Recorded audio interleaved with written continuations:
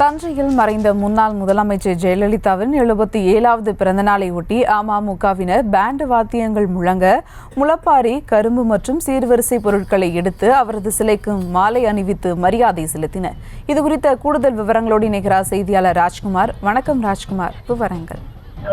வணக்கம் சிவா. அதாவது மறைந்த முன்னாள் முதல்வர் ஜெயலலிதா பிறந்த நாளை முன்னிட்டு அமமுகவினர் பேண்ட் வாத்தியங்கள் இசையுடன் பெண்கள் முளப்பாரி, கரும்பு மற்றும் சீர்வரிசை பொருட்களை ஊர்வலமாக எடுத்து வந்து ஜெயலலிதா சிலை முன்பு வைத்து அவரது சிலைக்கு மாலை அணிவித்து மரியாதை செலுத்தினர்.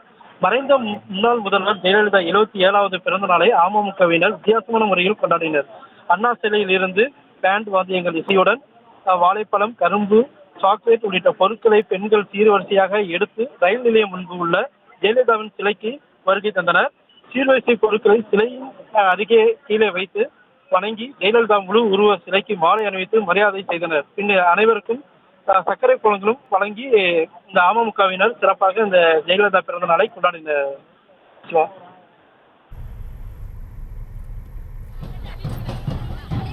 விவரங்களுக்கு நன்றி ராஜ்குமார்.